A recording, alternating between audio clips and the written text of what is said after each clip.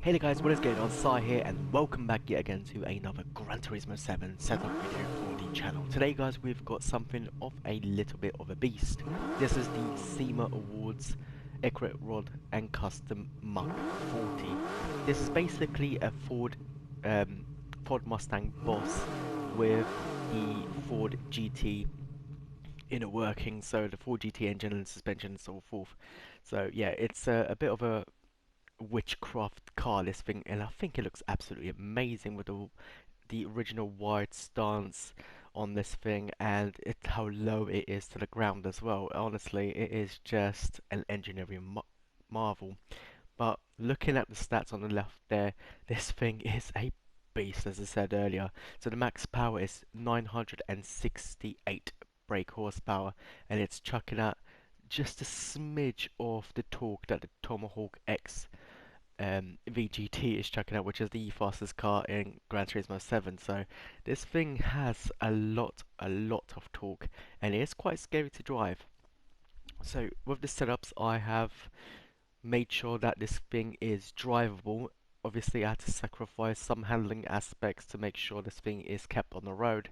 So at high speed corners, this thing doesn't really want to turn all that well, to be honest with you. However, on low, medium speed corners, it works really well. All you have to do for high speed corners is just brake a little bit, have a look, half throttle on, and use the mechanical grip to kind of rotate you into the bend and try and keep on the bend. But yeah, it's still a very fun car. I would say it's not for the faint of heart to drive. You do have to have a lot of patience with this car and a lot of throttle, um, what do you call it, throttle discipline. So yeah, let's go ahead and jump straight into it. So for this particular car, we have four setups. So we've got the maxed out unrestricted setup, we've got a 600 pp setup, 650 pp setup, and 700 pp setup. So let's start up with the maxed out setup. So for this one, you want to equip yourself with racing soft tyres, fully customizable suspension there, with body height adjustment set to 100 at the front and 115 at the back. Anti-roll bar is set to 8 all around. Damping ratio compression is 32 all around. Natural damping ratio expansion is 43 all around. Natural frequency is 2.80 at the front and 2.85 at the rear. Negative camber angle is 1.0 all around. Toe angle is in 0.05 towards the front and in 0.25 at the rear. Differential is fully customizable with initial torque at 15 at the front, acceleration at 5 and braking at 15. So unfortunately you can't mess about with the aerodynamics on this car. There's just no aerodynamic options available for this particular vehicle. So moving on down to the ECU, which the output is set to 100%, power restrictor is at 100%, transmission is fully customizable racing transmission, and that is preset to 380 kilometers an hour. I'll just give you the individual gear ratios there as well for you to have a look. Feel free to pause that at any time. So for the performance upgrades, you want to have the racing intercooler, you want to have the supercharger, the high end RPM one, or higher end torque one, racing air cleaner, racing silencer, racing exhaust manifold with racing brake discs and pads, racing clutch and flywheel, and on your brake controller, you want to either have that at -1 or 0, which is what I'm running. Now moving on to the 600 pp setup. So for this particular vehicle or setup, you want to have the sports hard tyres, suspension stays the same, differentials the same. Moving on to the ECU output, that is going to be at 70%. Power restrictor is going to be at 83%.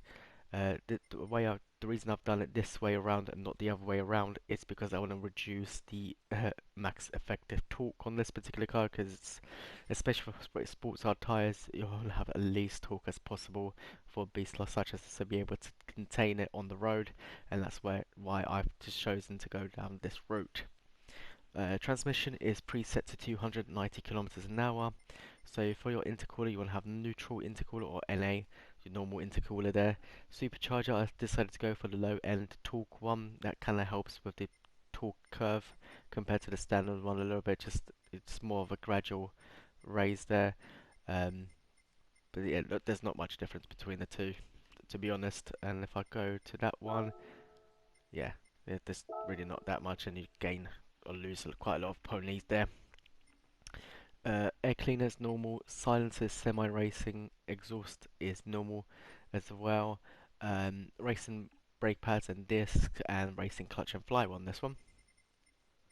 Moving on to your 650 pp setup, so this one is going to be sports soft tyres, suspension differential is the same, ECU output is at 70% with the power restrictors at 88%, transmission is preset to 310 kilometers an hour, racing intercooler, high-end torque supercharger, racing air cleaner, silencer and exhaust manifold with racing brake pads and disc, clutch and flywheel, and your brake controller stays exactly the same. Moving on to the final setup, this is the 700 pp setup, so this one's sports soft tyres, suspension differential is the same, ECU output now is at 100% and the power restrictor is at 94%, transmission is preset to 360 kilometers an hour, and everything else is on racing, so maxed out on this one. So guys, I'm going to take it out now for a spin to show you guys what this thing can do around Catalonia. If you do find this setup helpful, please show your support by liking the video, and also don't forget to comment down below and subscribe for more, and I'll catch you then. Enjoy.